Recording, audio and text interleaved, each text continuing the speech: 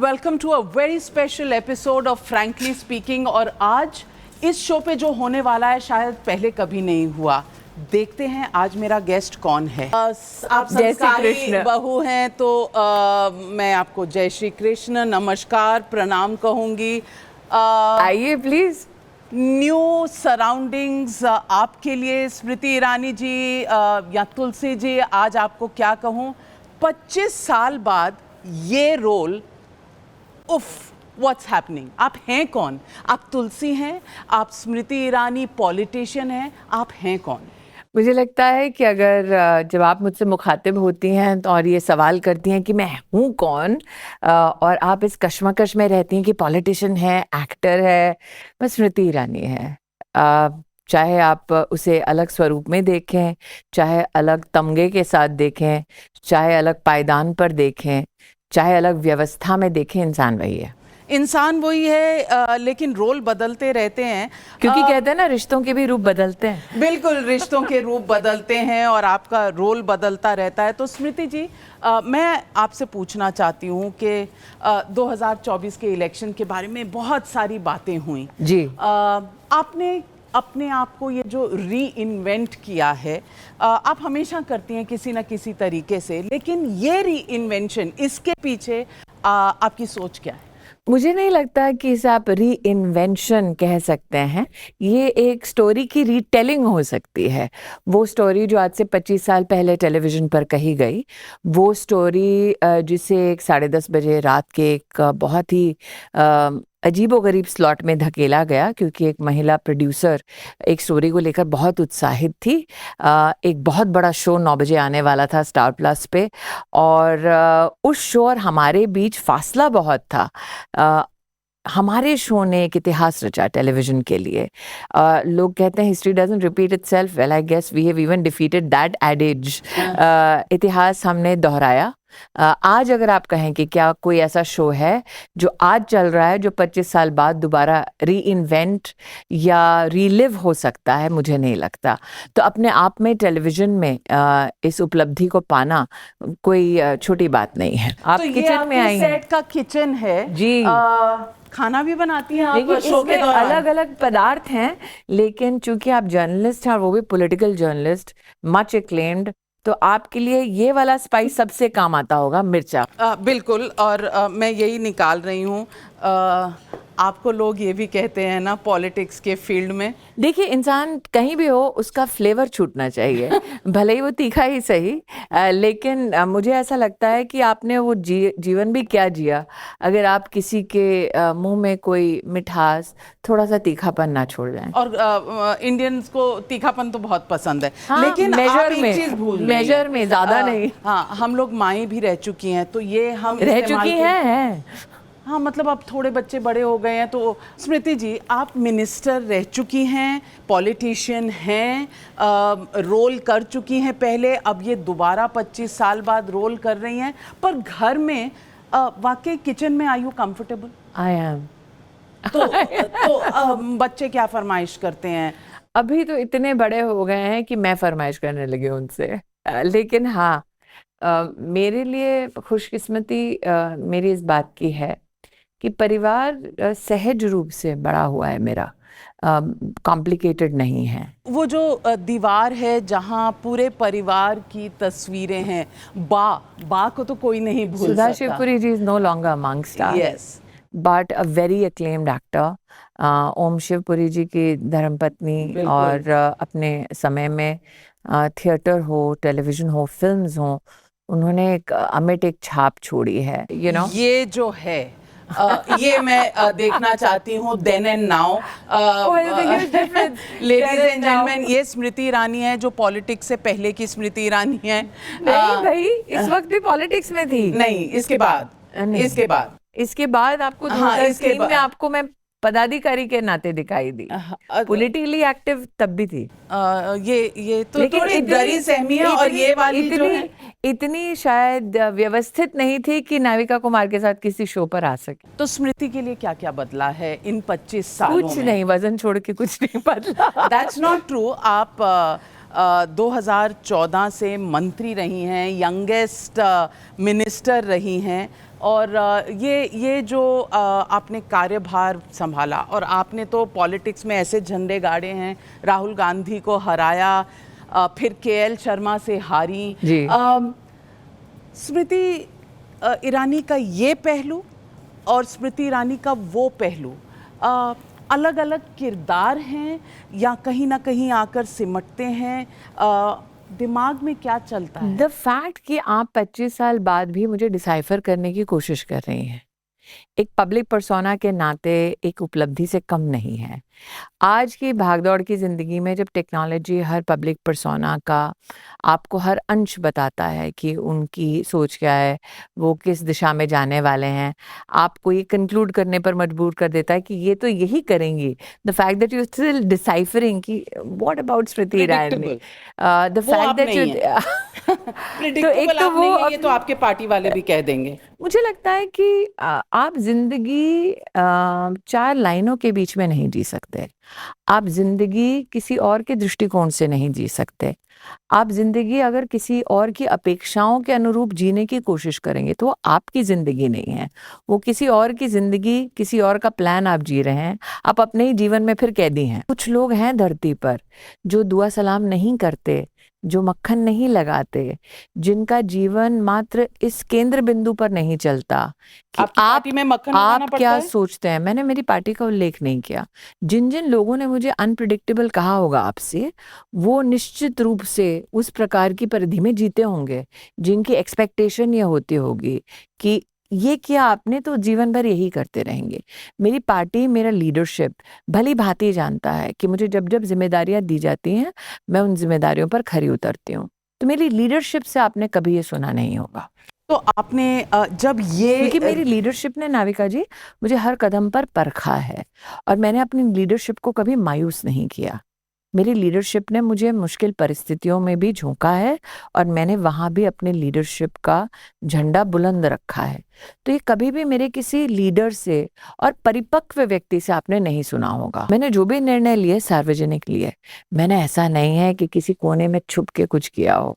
तो मैंने ये जो सार्वजनिक तुलसी आप दोबारा बनी हैं, हाँ जी। क्योंकि बहुत कम लोग पॉलिटिकल करियर के बाद वापस ऐसा कमबैक करते हैं। शायद वो इतने अश्योर्ड नहीं हैं। मैं बहुत ही सेल्फ अश्योर्ड हूँ। मैंने पर पॉलिटिक्स आपने में अपने लीडरशिप से अपना, बात की थी? मेरा लीडरशिप मुझे बंदी नहीं मानता ना। मेरा लीडरशिप जानता है पर कि मैं एक परमिशन नहीं चाहिए होती कि मैं आप ये सोच रहे हैं कि मेरा लीडरशिप गेस्टापो, ऐसा नहीं है। मेरे लीडरशिप ने हमेशा अलग अलग प्रोफेशन से कई लोगों को मौका दिया है देश की राजनीति में। पिछले हफ्ते भर के तो रेटिंग्स आ गए होंगे। What is the feedback that you are getting? मैं सिर्फ टेलीविजन की रेटिंग्स पे निर्भर मैंने कभी नहीं किया। हम ओटीटी पे भी हैं, तो ये पहली बार मेरी जीवन में हुआ। मैंने ओटीटी में कभी कोई काम नहीं किया था, पहली बार मैं ओटीटी में अपने आप को देख रही हूँ। लेकिन जहाँ रेटिंग्स का सवाल आ रहा है नाविका जी, वो स्टैंडर्ड हमने ऑलरेडी सेट कर दिया। हम 31 की रेटिंग पे थे। आज कोई भी टेलीविजन नेटवर्क पे कोई भी कार्यक्रम ऐसा नहीं है जो मेरी उस रेटिंग तक पहुंच पाए। सबसे खराब में खराब रेटिंग हमारी 22 थी। आज टेलीविजन में कोई नहीं है जो 22 पे भी पहुंच जाए, जब मुझे लगता था अरे हम कितना खराब है। अच्छा, ये बिल्कुल असली घंटी। और ये श्री कृष्ण जी तो मैंने ठाकुर जी आपके घर पर भी शायद देखा है मैंने। आप नाथद्वारा में हैं, विराजते हैं। आप कृष्ण भक्त हैं? मैं हूँ। It is I think it's a very ऐसा संयोग है कि जिस घर में मैं पहली बार बम्बई आई और उस घर का नाम, उस बिल्डिंग का नाम शांति निकेतन था। इस घर का नाम, जो काल्पनिक सीरियल है, वो भी शांति निकेतन है। वर्तमान में दिल्ली में मैं जहाँ रहती हूँ वो भी शांति निकेतन है। ये तुलसी के समय से शांति निकेतन? हाँ, ये तुलसी के समय से शांति निकेतन है। और मैं जहाँ दिल्ली में, मुझे कहाँ पता था कि 24 का ये परिणाम होगा, मैं दिल्ली में शांति निकेतन में रहूंगी। इनफैक्ट एकता कपूर के प्रोडक्शन हाउस के लिए बड़ा अजीब था, आप शांति निकेतन में रहते हो? मैंने कहा हाँ। तो मुझे लगता है कि जेन्युइनली प्रभु की अगर असीम कृपा नहीं होती तो मैं यहाँ नहीं होती। आपने इतनी पॉलिटिक्स देखी है, संभव नहीं था 2019 का चुनाव अमेठी से जीतना, क्योंकि वो अनविनेबल सीट है। वहां पर दिग्गजों की जमानतें जब्त हुई हैं, मेरी कभी जमानत जब्त नहीं हुई वहां पे। शरद यादव वहां से लड़े हैं, आई थिंक काशीराम जी भी शायद लड़े हैं, मेनका गांधी लड़ी हैं।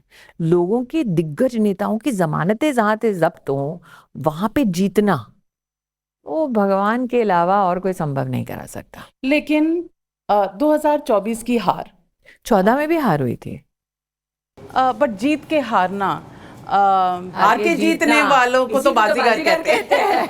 लेकिन जीत के हारने नहीं, वाले लेकिन को क्या कहते हैं? जीत के बाद हारना। और मैं हमेशा कहती हूँ कि किस्मत सिर्फ जीत नहीं लिखती, कई बार हार लिखती है। मैं 2004 में भी हारी थी दिल्ली में। जी। आप सोचिए, मैं कपिल सिब्बल के खिलाफ चुनाव लड़ी थी 2004 में।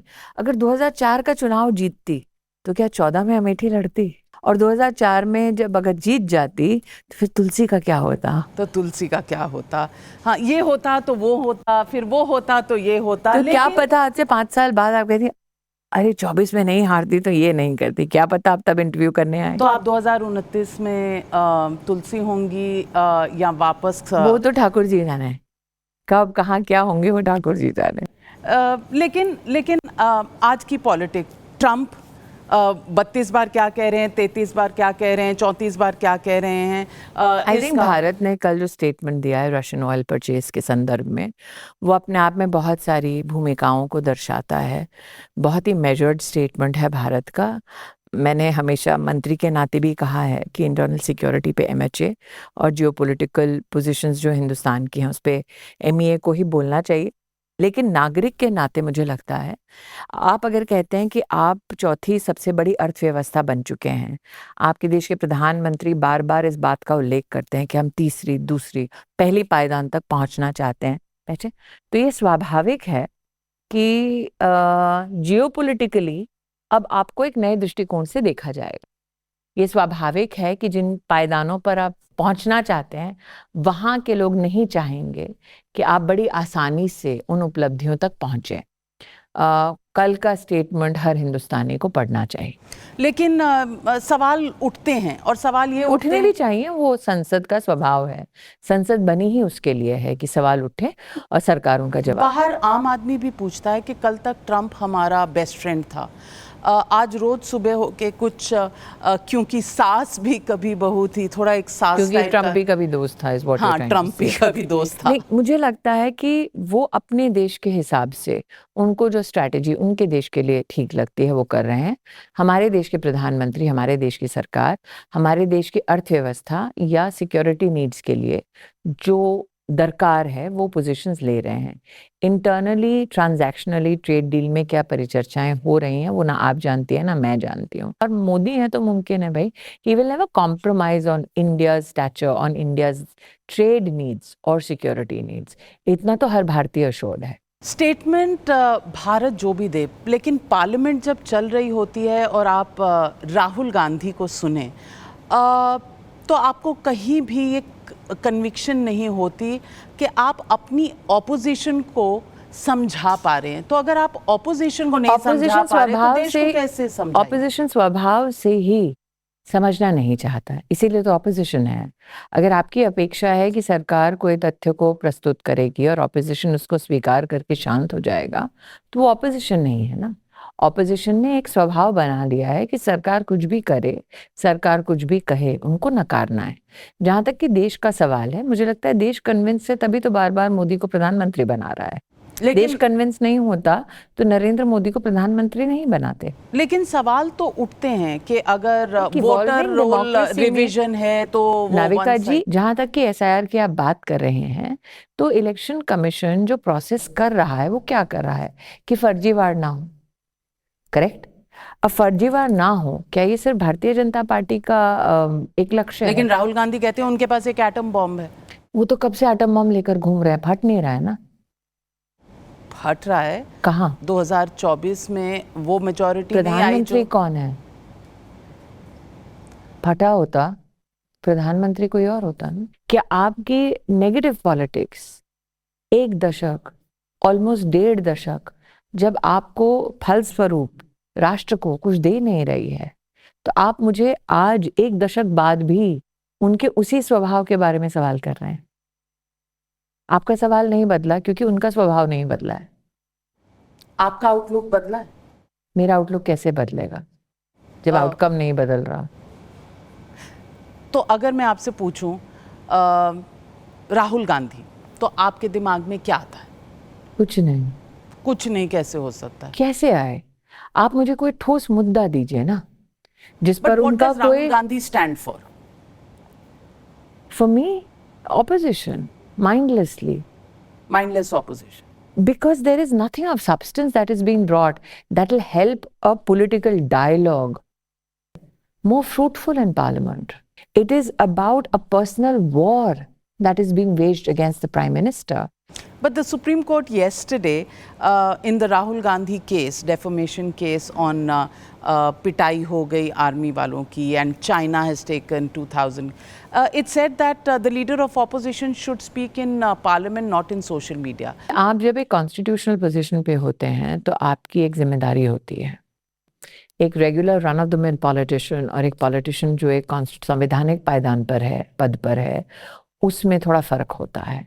क्योंकि आपकी ओपिनियन तब आप तक सीमित नहीं रहती। आपकी ओपिनियन या आपका रिफ्लेक्शन फिर भारत की ओपिनियन, भारत का रिफ्लेक्शन, भारत में भारत के लोग भारत के बारे में क्या चर्चाएं कर रहे हैं इंटरनेशनली, फिर उसे एक इंस्ट्रूमेंट के नाते इस्तेमाल किया जाता है। और लीडर ऑफ ऑपोजिशन एक बहुत सम्मानित पदवी है।